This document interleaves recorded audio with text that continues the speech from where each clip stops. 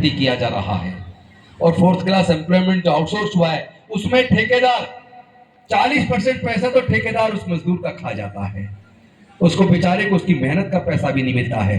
जब सरकारी नौकरी होती थी चपरासी लगते थे, वाटरमैन लगते थे, सफाई कर्मचारी लगते थे, उनको भी कम से कम सम्मानजनक तनख्वाह मिल जाती थी। लेकिन इस आउटसोर्स होने की वजह से न्यूनतम मजदूरी अगर 15,000 रुपया है, 15,000 में से 6,000 ठेकेदार खा जाता है, उसके अकाउंट में 9,000 आता है। 9,000 में क्या तो वो खाएगा और क्या वो बच्चे को पढ़ाएगा। इस पे चिंतन करने की जरूरत है, इस पे चिंतन करने की जरूरत है। लेकिन ध्यान ये रहे, नौकरी बड़े पैमाने पे लगती थी पोस्टल डिपार्टमेंट में, रेलवेज में, बैंक में, इंश्योरेंस कंपनियां में, टेलीकॉम सेक्टर में।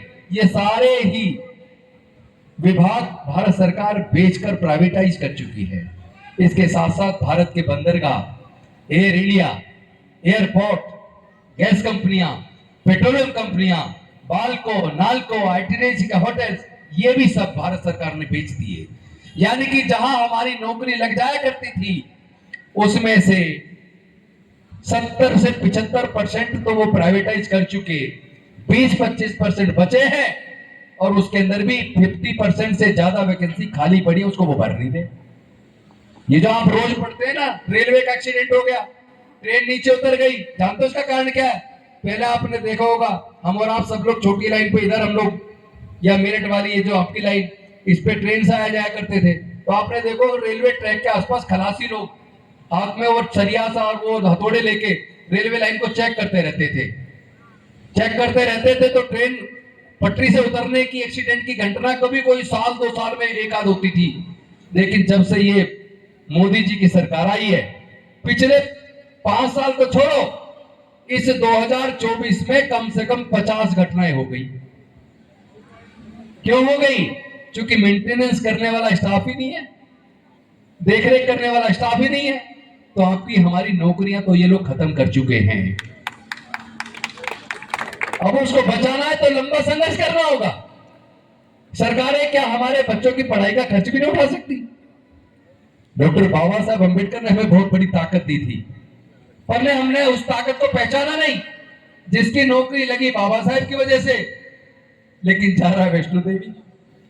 अरे भाई, नौकरी बाबा साहब की वजह से लगी है, अब कुछ पे बैक टू सोसाइटी तो कर, कुछ समाज को वापस तो दे।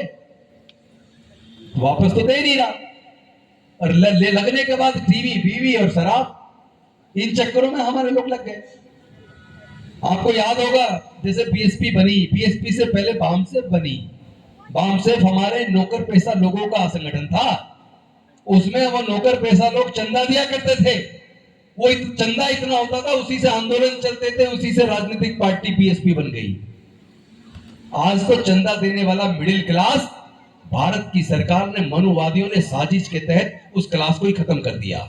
जब आप नौकरियों में नहीं होंगे तो मिडिल क्लास खत्म हो जाएगा। जब मिडिल क्लास खत्म हो जाएगा तो चंदा देने वाला बचेगा नहीं। जब चंदा देने वाला बचेगा नहीं तो आपका संघर्ष का जो संघर्ष वाला जो रास्ता था, जो हमारी संस्थाएं जो संघर्ष किया करती थी बिना पैसे के अभाव में, वो कितने दिन संघर्ष कर पाएंगी?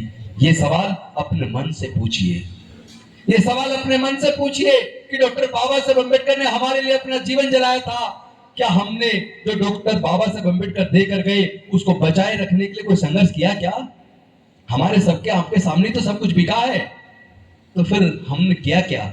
हमने उस लड़ाई को लड़के जो बाबा साहब देकर के उसको बचाने के लिए संघर्ष क्यों नहीं किया?